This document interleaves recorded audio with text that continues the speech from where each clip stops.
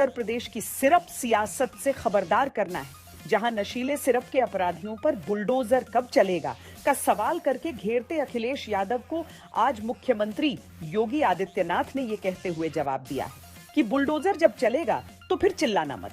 जो माफिया है उन पर बुलडोजर चलना चाहिए। बुलडोजर एक्शन भी, उसकी तैयारी भी रहेगी, उस समय चिल्लाना मत।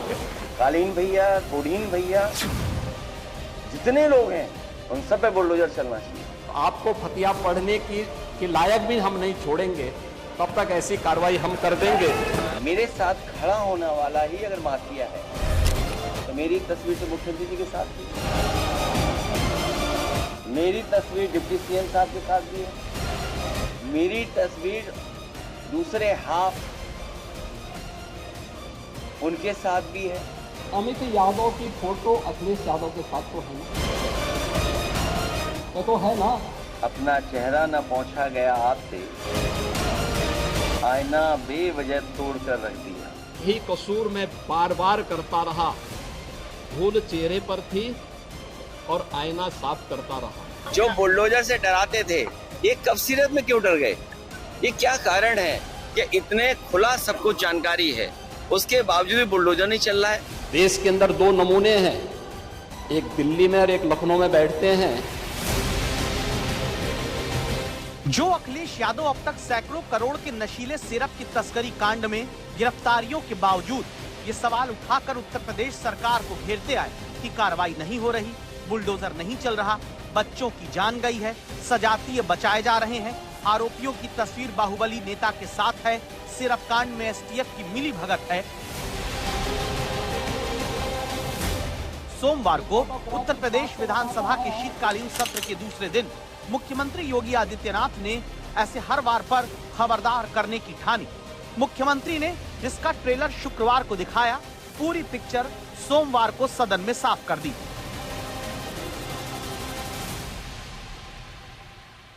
कोई भी बचने नहीं पाएगा। जो भी अपराधी होगा, ये तो मैं जानता हूं आपकी पीड़ा को, क्योंकि जब सरकार की कार्रवाई अपने अंतिम उस तक जाएगी तो आप में से बहुत सारे लोग फतिया पढ़ने के लिए जाएंगे वहां। तो आपको फतिया पढ़ने की लायक भी हम नहीं छोड़ेंगे, तब तक ऐसी कार्रवाई हम कर देंगे। उत्तर प्रदेश में जब से एसटीएफ और पुलिस की तरफ से कोडीन कफ सिरप की तस्करी का सैकड़ों करोड़ का नेटवर्क तोड़ा गया, वो नशीला नेटवर्क जहां कोडीन कफ सिरप के स्टॉकिस्ट फर्जी तरीके से इस सिरप को बिहार से लेकर बांग्लादेश तक नशा करने के लिए सप्लाई करते रहे।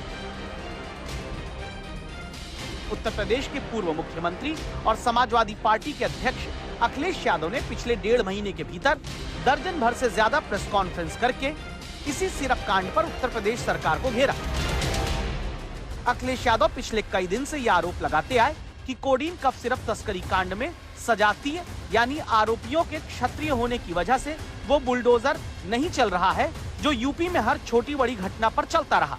इसका जवाब अब मुख्यमंत्री ने विधानसभा में दे दिया, इस दावे के साथ कि बुलडोजर जब चलेगा तो विपक्षी चिल्लाना मत।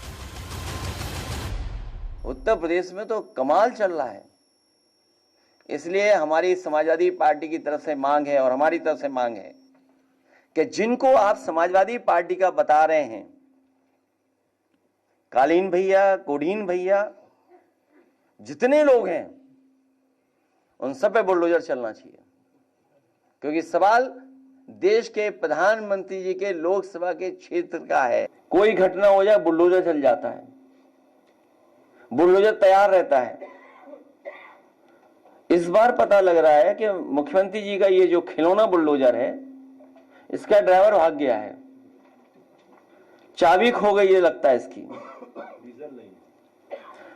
चलने के लिए ईंधन नहीं है उसमें, कि आखिरकार है कहां वो बुलडोजर। उत्तर प्रदेश सरकार ने इस लड़ाई को लड़ा है और उसको जीता है, और इस मामले में कोई भी अपराधी छूटने नहीं पाएगा। और चिंता मत करिए, समय आने पर बुलडोजर एक्शन भी, उसकी तैयारी भी रहेगी, उस समय चिल्लाना मत। मुख्यमंत्री ने ये बात क्यों कही? ये क्यों कहा कि ऐसी कार्रवाई करेंगे कि फातिहा भी नहीं पढ़ने मिलेगा? ये क्यों कहा कि बुलडोजर चलेगा तो चिल्लाना मत, इसकी वजह समझिए। असल में अब तक कोडीन कफ सिरप तस्करी के मामले में उत्तर प्रदेश के भीतर फरार आरोपी शुभम जायसवाल, पकड़े गए आरोपी अमित सिंह टाटा और गिरफ्तार आरोपी आलोक सिंह के साथ जौनपुर के पूर्व सांसद धनंजय सिंह की तस्वीर को लेकर बिना नाम लिए अखिलेश यादव आरोप लगाते रहे। मिर्जापुर में कालीन भाई, जौनपुर में कोडीन भाई। लेकिन पिछले 4 दिन में तस्वीरों के सियासी गेम में मुख्यमंत्री भी अब तस्वीर लेकर उतर आए। जिस आरोपी आलोक सिंह की तस्वीर के साथ बाहुबली नेता धनंजय सिंह की फोटो के आधार पर अखिलेश यादव बिना नाम लिए ये आरोप लगाते रहे कि कार्रवाई ठीक से नहीं हो रही है, उसी आलोक सिंह के साथ अखिलेश यादव की भी एक तस्वीर सामने रखकर बीजेपी सवाल उठाने लगी। जो जो माफिया है उन पर बुलडोजर चलना चाहिए। अगर वो समाजवादी पार्टी का है जिसकी तस्वीर उन्होंने दिखाई है, जिसका कई हजार स्क्वायर फीट में, कई हजार स्क्वायर फीट में घर है, जिसमें वैल्यूएशन करने वाले भाग गए, और फिर उससे जुड़े हुए जितने माफिया हैं और जो अधिकारी हैं, आप कंफ्यूज मत होइएगा। जो अधिकारियों का नेक्सस है, जो अधिकारियों की लड़ाई है, उसकी वजह से भी जनता को कुछ सच्चाई पता लग रही है। विभोर राणा को लाइसेंस समाजवादी पार्टी ने जारी किया था। आलोक सिपाही है पक्का सफाई, ये भी तय है। अखिलेश यादव के साथ उसके फोटो हैं कि नहीं है, हैं कि नहीं है? हमने बर्खास्त किया है। देखिए, हमारी सरकार ने बर्खास्त किया है, हमने उसको बर्खास्त किया है, लेकिन अखिलेश यादव को कुछ गिफ्ट दे रहा है। ये फोटो भी जारी हुई थी ना, ये फोटो भी आपने देखी होगी। बीजेपी जानती है कि नैरेटिव की लड़ाई में सियासी नुकसान कितना खतरनाक होता है। 2024 में 400 पार के नारे से विपक्ष ने संविधान बदलने का ऐसा मुद्दा फैलाया कि यूपी में बहुत नुकसान बीजेपी को हुआ था।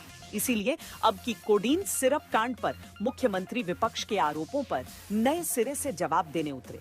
यहां तक शुरुआती जांच के आधार पर सूत्रों के मुताबिक दावा हुआ कि सिरप सिंडिकेट के किंगपिन कहे जाने वाले विभोर राणा को 2016 में लाइसेंस मिला था, जब समाजवादी पार्टी की सरकार थी।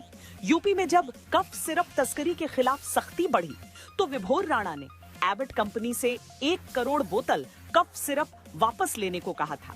शुरुआती जांच में इस बात का भी दावा है कि विभोर राणा का कफ सिरप फिर तस्करी के लिए शुभम जायसवाल को दे दिया गया था। शुभम जायसवाल के सहयोगी मनोज यादव के वाराणसी वाले गोदाम से कफ सिरप का बड़ा जखीरा बरामद हुआ था। तस्करी का रूट हिमाचल प्रदेश, पश्चिम बंगाल, झारखंड और नेपाल से सटे उत्तर प्रदेश के इलाकों से होकर गुजरता था। यहाँ तक कि जब लगातार विपक्ष ये कहता रहा कि इसी कफ सिरप कांड की वजह से बच्चों की जान गई है, तो सरकार ने साफ किया कि इस सिरप का इस्तेमाल केवल नशे के लिए हो रहा था, न कि इससे किसी की मौत उत्तर प्रदेश में हुई है। कई तस्वीरें दिखाई जा रही हैं, तो अगर हम तस्वीरों का ही सब कुछ ठीक मान लें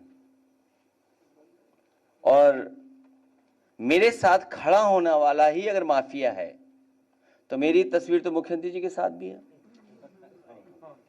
मेरी तस्वीर डिप्टी सीएम साहब के साथ भी है, मेरी तस्वीर दूसरे हाफ उनके साथ भी है। तो अगर मेरी तस्वीर और मुख्यमंत्री जी की तस्वीर आप देखते हैं तो माफिया किसको पाएंगे आप? हर व्यक्ति जानता है कि माफिया से संबंध किसके हैं। सैली ट्रेडर के शुभम जायसवाल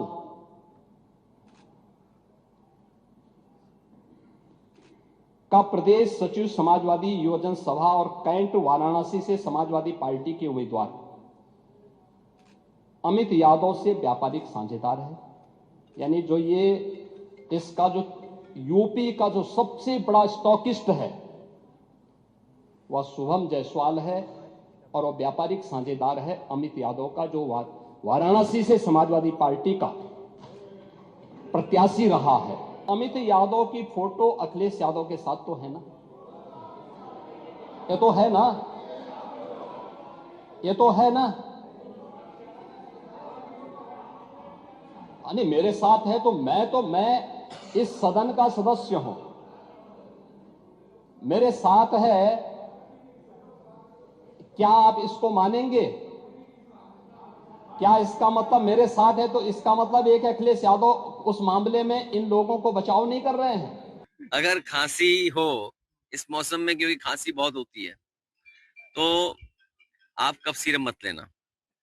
कौन सा वाला जो बनारस से बिक रहा है, और कफ सिरप में इसने न जाने कितनों की जान ली है। चोर की दाढ़ी में तिनका। कोडिन कफ सिरप से उत्तर प्रदेश के अंदर कोई मौत नहीं हुई है। एक। दूसरा, इस मामले में एनडीपीएस के अंतर्गत कार्रवाई होगी। ये उत्तर प्रदेश सरकार इस मामले को कोर्ट में जीती है, उत्तर प्रदेश ने इस मामले को लड़ा है।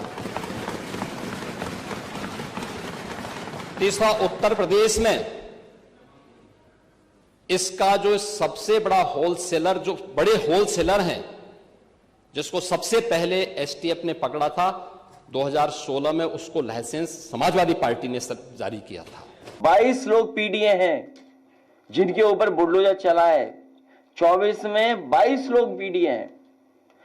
और कोडीन सिरप में, कफ सिरप में जिन एसटीएफ को जिम्मेदारी मिली है ढूंढने की, वो सब एसटीएफ के लोग मिले हुए लोग हैं। मनोज यादव, राजीव यादव, मुकेश यादव, ये भी फर्जी फर्म और लाइसेंस बना करके इनके द्वारा भी इस पूरे मामले में इलीगल डाइवर्जन में ये लोग भी लिप्त हैं। प्रदेश सचिव समाजवादी युवजन सभा अमित यादव, सुनिए पहले भाई, सुन तो लीजिए, फिर वही सच्चाई फिर आपको कड़वी लगने लग जाएगी।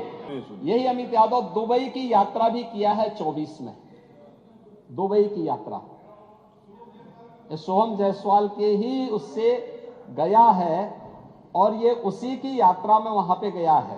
कोडीन सिरप और कफ सिरप को लेकर के केवल यूपी के आम लोग चिंतित नहीं हैं, गरीब के साथ साथ पूरे देश में इस बात की चिंता है कि सबसे महत्वपूर्ण जगह से ये इतना बड़ा घोटाला चल रहा था, प्रधान सांसद जी के क्षेत्र से शुरू होकर के न केवल यूपी, देश भर में और दूसरे देशों में भी कोडीन सिरप, कफ सिरप को भेजा जा रहा था। और उसके पीछे शुरुआती दौर में ये बात निकल करके आई कुछ 100 करोड़ का घोटाला है ये, लेकिन बढ़ते बढ़ते ये निकल करके आ रहा है कि हजारों करोड़ का घोटाला है। एक एसआईटी गठित की है प्रदेश के आईजी कानून, लॉ एंड ऑर्डर की अध्यक्षता में एक एसआईटी गठित की है, जिसमें यूपी पुलिस और एफएसडीए के अधिकारी भी शामिल हैं पूरे प्रदेश भर में। और इसमें कार्रवाई हमारी निरंतर चल रही है, और जो भी इसमें दोषी होगा इसमें हमें इस कार्रवाई करने में कोई संकोच नहीं होगा। अब तक हमने कार्रवाई भी की है, और माफिया के खिलाफ कार्रवाई कैसे होती है, मुझे लगता है समाजवादी पार्टी से अच्छा कोई दूसरा उसका जो है जानकार नहीं होगा। समाजवादी पार्टी तो उसके बारे में बहुत अच्छी तरह पहले से परिचित है कि कैसे माफिया के खिलाफ कार्रवाई होनी चाहिए, और समाजवादी पार्टी की तड़पड़ाहट वह हम उसके माध्यम से समझ सकते हैं। उत्तर प्रदेश में यूपी के 2 लड़कों की जोड़ी की राजनीति 2017 के चुनाव में दिखाई गई, जब अखिलेश यादव और राहुल गांधी की पार्टी ने गठबंधन किया था। आज विधानसभा में तब बहुत हंगामा हुआ जब बिना नाम लिए मुख्यमंत्री ने कहा कि 2 नमूने हैं, एक दिल्ली में और एक लखनऊ में। जवाब में अखिलेश यादव इसे लखनऊ दिल्ली की लड़ाई बताने लगे। देश के अंदर 2 नमूने हैं, एक दिल्ली में और एक लखनऊ में बैठते हैं। जब देश में कोई चर्चा होती है तो तुरंत वह देश छोड़ करके भाग जाते हैं,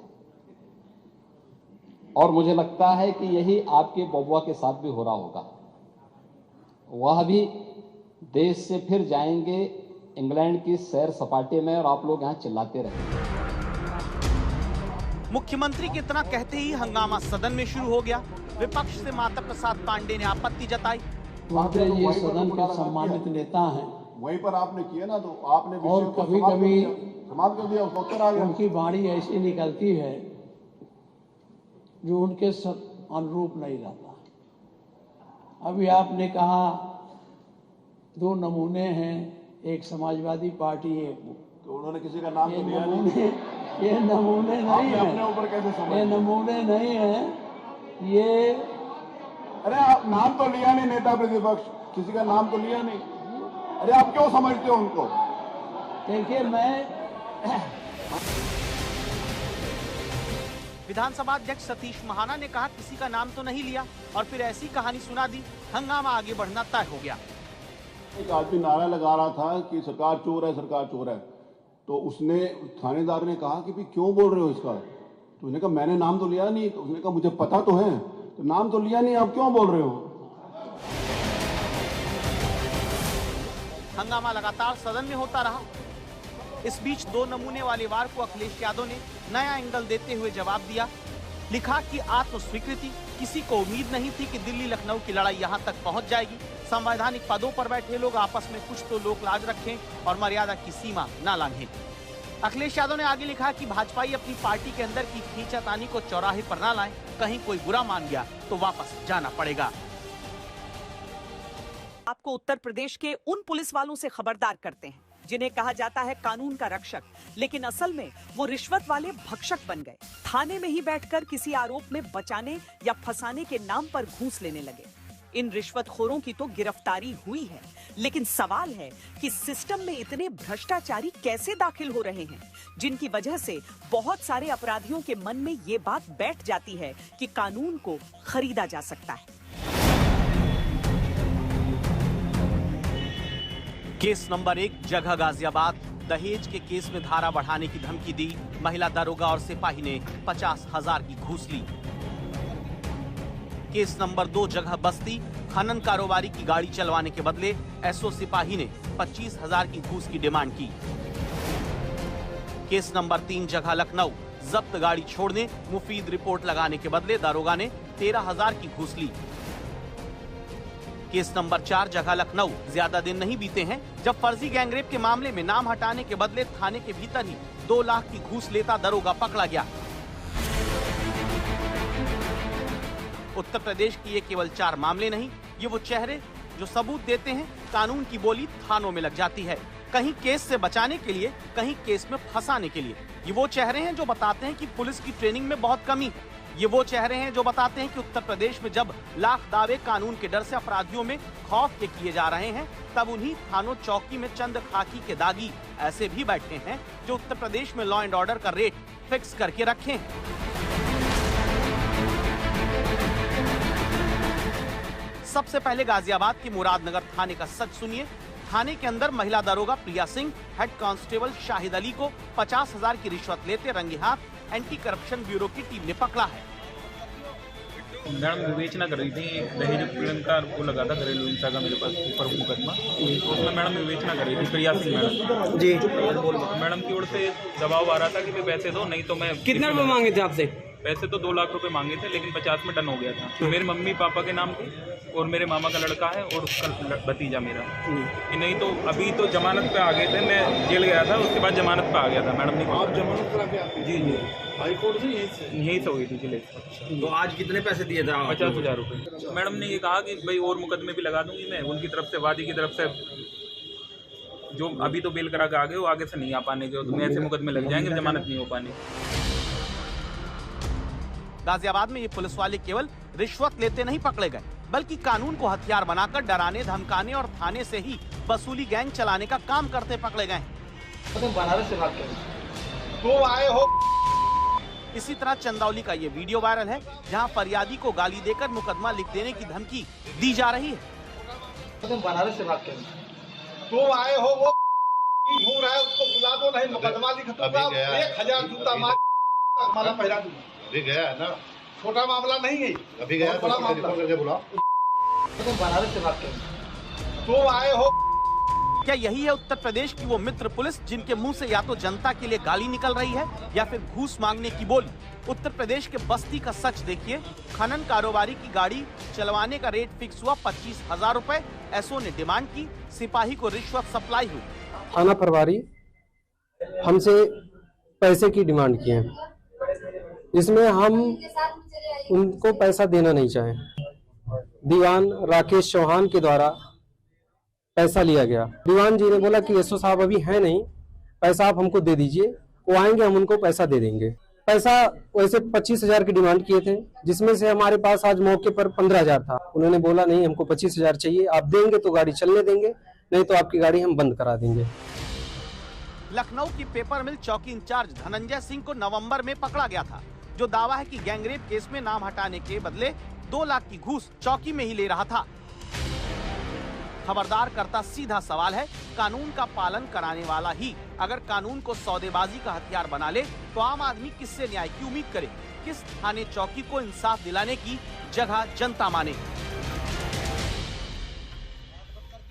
अब बात बिहार की, जहां पर अक्सर पुल टूटने की खबरें आती हैं। बिहार में जब भी कोई पुल जमींदोज होता है या फिर सड़क को जनता अपने हाथ से उखाड़ देती है तो कमीशन खोरी शब्द गूंजता है। सारे देश में ये शब्द फिर से गूंज रहा है। इसकी वजह केंद्रीय मंत्री जीतन राम मांझी हैं, जो खुले मंच से अपने मंत्री बेटे को कमीशन खोरी सिखाते हुए वायरल हो गए हैं। डिक्लेयर कर देवे के चाहिए, बुलावा अपन प्रवक्ता से सुन रही है कि राज्यसभा के टिकट अप्रैल में होने वाला है। हमरो हिंदुस्तानी अवाम मोर्चा से वो मिले के चाहिए, लोकसभा सीट में ही काल गया न करवा तो हम तोरा साथ न रहे के विचार करवो करना। जिस पार्टी के साथ सत्ता में उसी से अपने बेटे को खबरदार करने वाले पार्टी के 5 विधायकों में सिर्फ और सिर्फ अपने बेटे को बिहार सरकार में मंत्री बनवाने वाले ये जीतन राम मांझी केंद्र में खुद भी मंत्री। 81 साल के जीतन राम मांझी के पास सूक्ष्म, लघु और मध्यम उद्यम मंत्रालय की जिम्मेदारी है, लेकिन बिहार के गया की एक सभा में जीतन राम मांझी का सारा फोकस बेटे और पार्टी के सूक्ष्म, लघु, मध्यम से लेकर उच्च भविष्य तक को लेकर दिखा है। अब इसे जरूरत से ज्यादा भावुकता कही या फिर जरूरत से ज्यादा साफ गोई, जीतन राम मांझी ने मंच से अपने बेटे को सलाह देने में ऐसी बात कह दी कि सियासी हंगामा मच गया। हर MP MLA कमीशन ले आएगी। हम पर साल वाला कहली कि 5 करोड़ मिला हो ना भाई, अगर 10 पैसा मिले है तो 40 पैसा ने 40 लाख हो जीतो। सब पार्टी के हम दे दिली कि ले में गाड़ी खरीद को मेरे घर फलना कर, ये न करे था 3 कर 2 है। और यहू साल अगर चाहवा तो हमारा पैसा का जरूरत न है, हम वो इनो साल देवो तो 40-80 लाख हो जी, तो 80 लाख कोई पार्टी को होती तो मामूली बात है जी। तो जीतन राम मांझी कहते हैं कि हर सांसद विधायक कमीशन लेता है। वो आशंका जो अक्सर नेताओं को लेकर जनता जताती है, लेकिन वो भी जीतन राम मांझी की साथ कोई से हैरान। सबसे बड़ी बात यह कि मांझी जिस बेटे को कमीशन लेने का पाठ पढ़ा रहे हैं वो बिहार में तीसरी बार के मंत्री। बिहार सरकार में उनके पास बड़ी जिम्मेदारी है। न 5-10% पर जाए तो 5% पर दावा, तू 5% पर लेकर के करा। ए भैया तुहानी सब एक दूसरा बात मत बोली। पत्रकार लोग हमें बतिया कि दूसरा बोले बात कर रहे थी, तो कहे कि मतलब हमारा पास ताकत है, हम कर सके, खाली मन बनावे के चाहिए। और जीतन राम मांझी की दलील है कि कमीशन लेना पार्टी हित के लिए जरूरी है, लेकिन मांझी ने पार्टी में ऐसा बंदोबस्त कर रखा है कि कमीशन की कृपा से सिर्फ उन्हीं का भला होगा। जीतन राम मांझी की पार्टी हम में परिवारवाद पूरी तरह हावी है। इनकी पार्टी के 5 विधायक, जिनमें दीपा कुमारी उनकी बहू है तो ज्योति देवी उनकी समध, बेटे संतोष सुमन पार्टी के अध्यक्ष है और तीसरी बार बिहार सरकार में मंत्री है। कुल मिलाकर पार्टी पर मांझी के परिवार का ही कब्जा है। ऐसे में पार्टी को मिलने वाले कमीशन से किसे फायदा हो, इसे लेकर ज्यादा सिर खपाने की जरूरत नहीं। ये एक दूसरे को, अपने परिवार को बढ़ाने के लिए एक तीक है। जो पार्टियां परिवारवाद का परिभाषा देता था, आज वो परिवारवाद पहले तो घुटने में थे, अब कमर भर है और अब सीने तक आ गए हैं परिवारवाद के परिभाषा पर। राजनीति सेवा की जगह अगर निजी हित साधने का माध्यम बन जाए तो वहां जनता का भगवान ही मालिक होगा। ऐसे में नागरिकों के लिए जरूरी हो जाता वो ऐसी सियासत से खबरदार रहें ताकि कमीशन खोरी को सही बताने वाले नेताओं के बारे में जनता सही से फैसला ले। क्या नेता, अफसर और ठेकेदार के बीच मिली भगत की वजह से ही जनता को सड़क तक ढंग से नहीं मिल पाती? इस सवाल की वजह एक सड़क है जिसे 6 करोड़ की लागत से रात में बनाना शुरू किया गया, लेकिन छत्तीसगढ़ के अंबिकापुर में सुबह वही सड़क कूड़े की तरह नगर निगम के ट्रैक्टर में भर दी गई। सोशल मीडिया में हल्ला मच गया कि 6 करोड़ की सड़क 6 घंटे में गायब हो गई। अब अधिकारी कह रहे हैं कि पूरा ध्यान देंगे।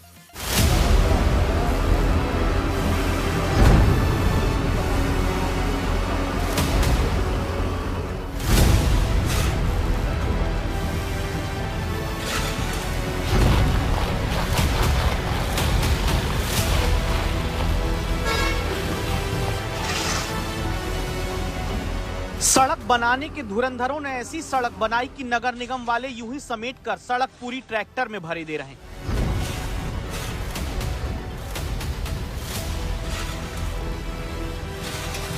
सब जानना चाहते हैं कि आखिर नेशनल हाईवे पर ये कौन सी सड़क है जिसे कुछ घंटे में बेलचा लगाकर यूं भर दिया जा रहा है जैसे किसी ने सड़क बनाने की जगह गलती से कूड़ा फैला दिया।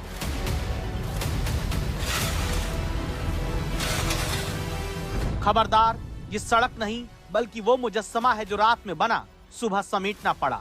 घंटों के भीतर अपना किया धरा जहां बटोर लिया गया। ये जगह छत्तीसगढ़ के अंबिकापुर की है।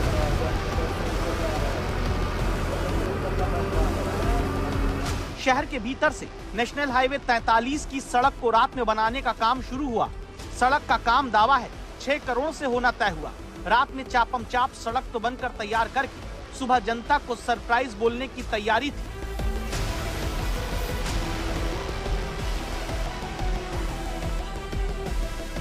लेकिन कुछ ही देर में पता चला यह सरप्राइज नहीं बल्कि धप्पा हुआ है। सड़क जनता के ईमानदारी वाले पैरों के आगे खुरचन की तरह खुरची जाती दिखी।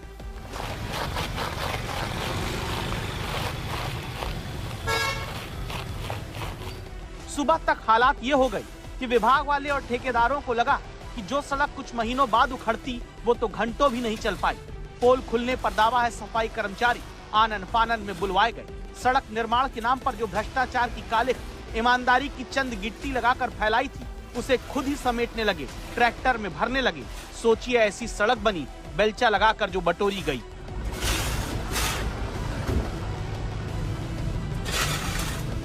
रात में सुनने में आया कि सड़क बनी थी और सवेरे पता चला कि नगर निगम वाले उसको मलबा समझ के उठा के ले गए।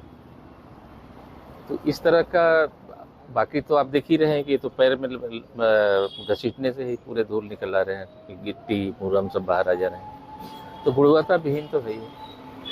बहुत इंतजार के बाद भी उम्मीद थी कि अच्छी सड़क बनेगी, लेकिन बाकी आपके सामने है। सड़क उखड़ना चालू हो गई। सड़क की गुणवत्ता एकदम दयनीय है। सड़क बनाया गया है लेकिन ये मुश्किल से हफ्ता 10 दिन टिकेगी और उखड़ जाएगी, जो आज ही उखड़ना चालू हो गई। गडकरी जी बड़े बड़े दावे करते हैं कि सड़क ने हमने बनाया है, बहुत अच्छा बनाया है, लेकिन किसी काम की सड़क नहीं। शनिवार रात को दरअसल हुआ क्या, काम के दौरान जब काम चल रहा था, हाईवे से लोड जब निकल करके मटेरियल उसको भूतल में बिछा दिया गया था लगभग 10 से 15 मीटर। तो उसी दौरान दुर्भाग्यवश हमारा रोलर पे टेक्निकल फॉल्ट आ गया जिससे रोलर ख़राब हो गया और रोलर बनने में थोड़ा टाइम लग गया।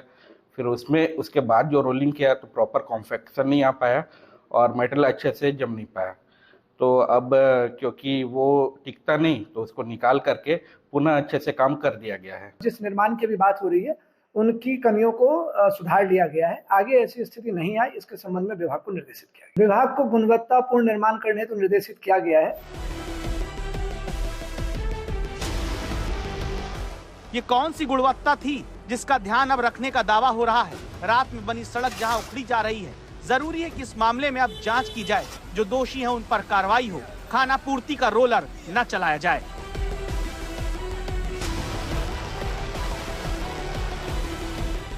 जनता टैक्स इसीलिए तो भरती है कि सड़क सही मिले, अस्पताल में सही से इलाज हो, लेकिन आज खबरदार हो जाइए।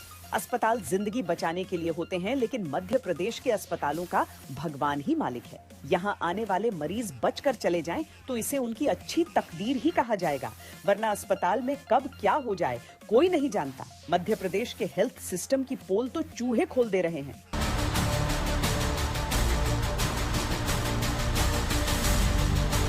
सरकारी विभाग में चूहा अगर पकौड़े के साथ इस तरह कैमरे में कैद होता तो यह हंसी समझी जा सकती थी, लेकिन एक अस्पताल के सबसे संवेदनशील हिस्से SNCU यानी सिक न्यूबॉर्न केयर यूनिट में चूहे की पकौड़े के साथ धमाचौकड़ी मध्य प्रदेश के सरकारी विभाग और तीमारदार दोनों को खबरदार करता है।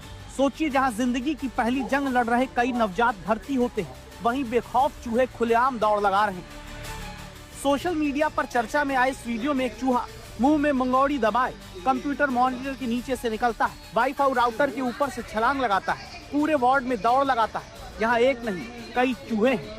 चूहों की ये बेखौफ हरकत साफ साफ बताती है कि सतना के इस अस्पताल में नन्ही जान भगवान के भरोसे हैं। और सबसे खबरदार करने वाली बात यह है कि चूहों की इस एंट्री की वजह अस्पताल स्टाफ की लापरवाही है, जो इतनी गंभीर बात को भी हंसी ठहाके में उड़ाता हुआ सुना जा सकता है। चूहे के SNCU जैसे अति संवेदनशील वार्ड में मौजूदगी बताती है यहाँ स्वच्छता के नियम कागज तक सीमित है, लेकिन अस्पताल प्रबंधन की बेशर्मी है कि वो अपनी गलती मानने की बजाय पुरानी इमारत और गड्ढों को इसके लिए जिम्मेदार बता रहा है। ये आतंक नहीं है, चूहे असल में पुरानी बिल्डिंग है, कहीं से आ गए होंगे, जबकि हमने वो मॉस्किटो केज और जो स्टिक आती है जिसमें चूहे चिपक जाते हैं और खाने वाली जिंक ऑक्साइड सभी कुछ रखा हुआ है और पूरी व्यवस्था शुरू से है और हमेशा रखा रहता है। लेकिन अब वो मालूम नहीं पुरानी बिल्डिंग के कारण उसको हम सर्च कर रहे हैं कि कहाँ कहीं वो गड्ढे वगैरह तो नहीं जहाँ से मतलब वो आ रहे हों। सतना जिला अस्पताल प्रबंधन का यह रवैया तब है जब कुछ दिनों पहले यहाँ थैलेसीमिया पीड़ित बच्चों को HIV संक्रमित खून चढ़ाने से बड़ा हंगामा हुआ। जांच के बाद 3 लोगों को निलंबित भी किया गया, लेकिन चूहों का अस्पताल में बेफिक्री से घूमना और कर्मचारियों की लापरवाही को देखकर लगता नहीं कि सतना जिला प्रशासन अब भी नींद से बाहर आया है। सतना के बाद अब आपको मध्य प्रदेश के तीसरे सबसे बड़े शहर जबलपुर के सरकारी जिला अस्पताल विक्टोरिया अस्पताल की हकीकत दिखाते हैं, जहां पिछले हफ्ते अस्पताल के हड्डी वार्ड में चूहों के आतंक का वीडियो सामने आया था। ये वीडियो 15 दिसंबर का है, जिसमें भर्ती मरीज के बेड के आसपास चूहे खुलेआम घूमते दिखे। इस लापरवाही से परेशान होकर मरीजों के रिश्तेदारों ने ही वीडियो बनाकर पोल खोल दी थी। अस्पताल में चूहों की मौजूदगी कितनी खतरनाक हो सकती है, इसका उदाहरण इसी साल इंदौर के सरकारी अम्बाई अस्पताल में दिखा था, जहां चूहों ने 2 नवजातों को कुतर दिया था। दिल दहलाने वाली घटना घटी, 2 मासूमों की जान गई। इसी साल अक्टूबर के महीने में मध्य प्रदेश के छिंदवाड़ा और बैतूल में जहरीले कफ सिरप से कई मासूम बच्चों की जान जा चुकी है। इस घटना के सिर्फ 2 महीने बाद ही बच्चों को HIV संक्रमित खून चढ़ाया जाता है और अब चूहे घूमते नजर आते हैं। मध्य प्रदेश की स्वास्थ्य सुविधाओं का सच सबके सामने है। अस्पताल जान बचाने के लिए बने होते हैं, लेकिन मध्य प्रदेश के सरकारी अस्पताल साल 2025 में जान के लिए खतरा बनते दिखे। इंदौर से लेकर छिंदवाड़ा और सतना से लेकर जबलपुर तक से आई तस्वीरों ने मध्य प्रदेश के स्वास्थ्य विभाग में लापरवाही और फेल हो चुके सिस्टम की पोल खोल कर रख दी। इतनी सारी लापरवाहियों वाले हेल्थ सिस्टम को लेकर विपक्षी दल कांग्रेस राज्य के स्वास्थ्य मंत्री का इस्तीफा मांगता है और स्वास्थ्य मंत्री राजेंद्र शुक्ला गंभीर सवाल पर यह कहते हुए चले गए कि आगे बताएंगे।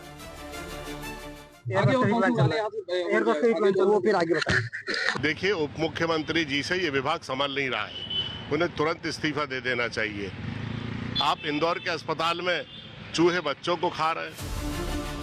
पिछले 1 साल में मध्य प्रदेश के अस्पतालों में इतना कुछ हो जाने के बावजूद मंत्री जी का रवैया बदलने को तैयार नहीं और मध्य प्रदेश की स्वास्थ्य व्यवस्था सवालों के कटघरे में। और सबसे बड़ा सवाल यही है कि जिंदगी बचाने वाला स्वास्थ्य विभाग खुद खतरा बनता जा रहा है। रवीश पाल सिंह, भोपाल, आज तक। अस्पतालों में कई बार डॉक्टर मरीजों के गुस्से का शिकार बनते हैं, लेकिन कई बार कुछ डॉक्टर भी मरीजों से बहुत बुरा बर्ताव करते हैं। हिमाचल प्रदेश के शिमला में इंदिरा गांधी मेडिकल कॉलेज में डॉक्टर ने मरीज की पिटाई कर दी। दावा है कि खाली बेड पर लेटने से गुस्साए डॉक्टर ने साथियों की मदद से उसे जमकर थप्पड़ मारे। इससे मरीज के परिजन भी भड़क गए। उन्होंने डॉक्टर को बर्खास्त करने की मांग को लेकर नारेबाजी शुरू कर दी। इसी दौरान अस्पताल के अधिकारी पहुंचे, जिसके बाद मामले को शांत करने की कोशिश की जा रही है। हालांकि परिजनों के कड़े विरोध के बाद प्रशासन ने आरोपी डॉक्टर को ड्यूटी से हटा दिया गया है। इस मामले में सरकार ने भी तुरंत रिपोर्ट मांगी है। आपकी तहजीब से बात कर रहा हूँ, ये तू क्या होता है? तू करके बात करे डॉक्टर साहब, तू तो तू होता है, तो इस बात पे ही बोलते हैं कि भाई मैं आपसे तहजीब से बात कर रहा हूँ, आप मुझसे तहजीब से, मेरी एक्सेप्टेशन रखता हूँ कि आप मुझे तहजीब से बात करें। बोलते तो क्या कर लूँगा फिर? मैंने बोल दिया कि आप क्या घर में भी अपने परिवार में भी ऐसे ही बात करते हैं, जिस पे डॉक्टर साहब बोलते हैं कि आप मेरी फैमिली पे आ गए, आप बहुत पर्सनल हो गए हो, और उन्होंने मानना शुरू कर दिया। और अब दुनिया की बड़ी खबर से खबरदार होना जरूरी है। अमेरिकी राष्ट्रपति डोनाल्ड ट्रंप के शांति प्रस्ताव के तहत पाकिस्तान गाजा पट्टी में सैनिक तैनात करने की योजना बना रहा है। पाकिस्तानी अखबार द डॉन की रिपोर्ट है कि पाकिस्तान की योजना करीब 3,500 सैनिक गाजा में तैनात करने की है। अगर ऐसा होता है तो फिर पाकिस्तान के सैनिक हमास से हथियार छीनने की प्रक्रिया का हिस्सा होंगे। ऑपरेशन सिंदूर को लेकर आसिम मुनीर का अजीबोगरीब बयान। चीन के हथियारों ने नहीं, आसिम मुनीर ने बताई भारत से बचने की वजह अल्लाह, आर्मी, अमेरिका और एटम बम। 4A की रणनीति पर चलने वाले पाकिस्तान को ऑपरेशन सिंदूर में अमेरिका की मदद नहीं मिली। आसिम मुनीर का कहना है कि अल्लाह ने भी पाकिस्तान को बचाया। पहली नजर में लगेगा कि पाकिस्तान के पहले CDF आसिम मुनीर का यह बयान भारत को लेकर है, जिसमें उन्होंने कुरान की एक आयत का हवाला देते हुए कहा कि अगर अल्लाह तुम्हारी मदद करे तो कोई तुम्हें हरा नहीं सकता, और संकेत दिया कि संघर्ष के दौरान पाकिस्तान को अल्लाह से मदद हासिल हुई। अब सवाल उठते हैं कि आखिर पाकिस्तान के सर्वेसर्वा बन चुके आसिम मुनीर लगातार क्यों अल्लाह और फतवा का जिक्र कर रहे हैं? आखिर इसके पीछे क्या रणनीति है? आसिम मुनीर से पहले उनके गृह मंत्री भी ऑपरेशन सिंदूर में अपनी नाकामी छिपाने के लिए दैवीय हस्तक्षेप का जिक्र कर चुके हैं। तो फिर अब मुनीर ने ये बात क्यों दोहराई? इसकी वजह पाकिस्तानी अखबार द डॉन में छपी खबर है, जिसका रिश्ता गाजा में पाकिस्तानी सेना की तैनाती से है। अखबार ने लिखा कि पाकिस्तान की सरकार गाजा में 3,500 सैनिकों की टुकड़ी तैनात करने की सोच रही है, जो गाजा में हमास के खिलाफ इंटरनेशनल स्टेबलाइजिंग फोर्स के बैनर तले तैनात होगी। सबसे बड़ी बात, पाकिस्तान की तरफ से गाजा में अपनी सैन्य टुकड़ी तैनात करने का प्रस्ताव अमेरिका को दिया गया है, जिसके बारे में अमेरिकी रक्षा मंत्री की तरफ से बताया गया। तो कहानी सीधी है। आसिम मुनीर ने गाजा में सेना तैनात करने का प्रस्ताव देकर डोनाल्ड ट्रंप को खुश किया, वायदा किया कि गाजा में हमास से हथियार छीनकर वो पश्चिम एशिया में शांति लाने के ट्रंप के सपने को पूरा करके रहेंगे। आसिम मुनीर का यह ऑफर ट्रंप को पसंद आया और उन्होंने पाकिस्तान में लोकतंत्र की बुरी हालत की अनदेखी कर ली, जिसका फायदा उठाकर मुनीर पाकिस्तान के पहले CDF बन बैठे। मुनीर की मुसीबत यह है कि अब बारी ट्रंप को किया वायदा पूरा करने की, इसलिए उनकी तरफ से एक बार फिर धार्मिक कार्ड खेला गया। आसिम मुनीर को जब भी अपनी हार छिपानी होती है, वो ऊपर वाले का सहारा लेने लगते हैं। उदाहरण के तौर पर वो ऑपरेशन सिंदूर के बाद से कई बार लोगों का ध्यान खींचने के लिए अपने भाषण में खुदा का नाम लेते सुनाई दे चुके हैं। डॉन अखबार के अनुसार ऑपरेशन सिंदूर के वक्त आसिम मुनीर ने कहा था, भारत के साथ युद्ध के दौरान अल्लाह ने हमारी मदद की और हमें सिर ऊंचा रखने का हौसला दिया। जब कोई मुसलमान अल्लाह पर भरोसा करता है तो वो दुश्मन की ओर फेंकी गई मिट्टी को भी मिसाइल में बदल देता है। आसिम मुनीर आगे कहते हैं कि ये सेना अल्लाह की सेना है और हमारे सैनिक उसी के नाम पर लड़ते हैं। अंदरूनी अस्थिरता, आतंकवाद और बलूचिस्तान, खैबर पख्तूनख्वा जैसे इलाकों के हालात पर बोलते वक्त भी आसिम मुनीर इसे ईमान की लड़ाई जैसे शब्दों से जोड़ चुके हैं। आसिम मुनीर का बार बार अल्लाह का जिक्र करना बताता है कि वो लोगों को सीधा संदेश देना चाहते हैं कि वो अल्लाह को मानने वाले हैं, साथ ही वो धार्मिक वोट बैंक को अपने हित में रखना चाहते हैं। प्यू रिसर्च की रिपोर्ट में सामने आया कि पाकिस्तान में 84% लोग ऐसे हैं जो चाहते हैं कि देश में शरिया कानून लागू हो जाए। मुनीर धर्म से जोड़कर अब तक अपना बचाव करने में कामयाब रहे हैं। पाकिस्तान में सेना लंबे समय से धर्म का सहारा लेकर अपनी ताकत को जायज ठहराती है। जनरल जियाउल हक के समय से इस्लाम को राज्य और सेना की नीति से जोड़ दिया गया ताकि सत्ता पर पकड़ मजबूत रहे। मुनीर भी इसी नीति पर चल रहे हैं, लेकिन गाजा में सेना की तैनाती के मामले ने मुनीर के लिए पेचीदा हालात पैदा कर दिए। हालांकि डॉलर के लिए फिलिस्तीनियों का कत्लेआम करना पाकिस्तान के लिए कोई बड़ी बात नहीं है। आसिम मुनीर भले ही धर्म का हवाला दें, लेकिन पाकिस्तान की असलियत ये है कि वो पैसे के लिए कुछ भी कर सकता है।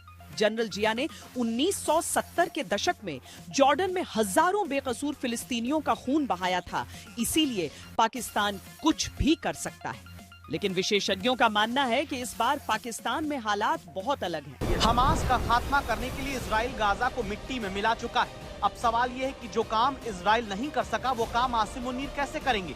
सबसे बड़ी बात, अपने भाषणों में बार बार अल्लाह और धर्म का जिक्र करने वाले आसिम मुनीर को इजराइल को मान्यता देनी होगी। मुस्लिम देशों का नेता बनने के चक्कर में पाकिस्तान ने अब तक इजराइल को मान्यता नहीं दी है, जबकि इजराइल ने हाल ही में पाकिस्तान को सबसे बड़ा आतंकवादी संगठन बताया था। अब सवाल है कि क्या पाकिस्तान इजराइल के हाथों इस बेइज्जती को भूल पाएगा? क्या इन सब के बावजूद आसिम मुनीर इजराइल को सुरक्षित करने का जिम्मा उठाएंगे? शहबाज शरीफ और आसिम मुनीर डोनाल्ड ट्रंप से मुलाकात में गाजा में डोनाल्ड ट्रंप के शांति प्रस्ताव का समर्थन तो कराए, लेकिन पाकिस्तान की संसद में खड़े होकर डिप्टी पीएम ने साफ साफ कह दिया कि ट्रंप का प्रस्ताव हमारे मसौदे जैसा नहीं, उसमें बदलाव हुआ है। लेकिन अमेरिकी विदेश मंत्री ने यह कहकर पोल खोल दी कि पाकिस्तान की तरफ से गाजा में सेना की तैनाती का प्रस्ताव दिया गया, जिसके बाद पाकिस्तान के विदेश मंत्रालय ने इस पर चुप्पी साध ली। कह रहा है कि अभी इस पर फैसला नहीं हुआ। अब पाकिस्तान हंसता दिख रहा है क्योंकि ट्रंप का सब्र टूट रहा है। ऐसे में आने वाले दिन पाकिस्तान के लिए भारी साबित हो सकते हैं। मुनीर की मुसीबत यह है कि वो इजराइल में फंसे तो फिर घर को संभालना उनके लिए मुश्किल हो जाएगा। इमरान खान भले ही जेल में हैं, लेकिन उनके समर्थक सड़कों पर हैं। विरोध की साहत को रोकने के लिए रावलपिंडी की नाकेबंदी कर दी गई, लेकिन पाकिस्तान में अस्थिरता कम होने का नाम नहीं ले रही। बड़ी खबर, दिल्ली सरकार अपनी ईवी पॉलिसी लेकर आने वाली है। दिल्ली सरकार अपनी इस नई ईवी पॉलिसी में मिडिल क्लास को बड़ी राहत देने की तैयारी है। ईवी पॉलिसी के ड्राफ्ट में 2 पहिया वाहनों को भारी सब्सिडी दी जाएगी। 2 पहिया वाहन को पेट्रोल से ईवी में शिफ्ट करने पर आपको 35 से 40 हजार रुपए की सब्सिडी मिलेगी। कमर्शियल 3 व्हीलर को भी ईवी में शिफ्ट करने पर सरकार की तरफ से भारी सब्सिडी दी जाएगी। इसके साथ ही 20 लाख तक की पेट्रोल डीजल की कार चलाने वाले अगर ईवी में शिफ्ट होते हैं तो उनको भी सब्सिडी दी जाएगी।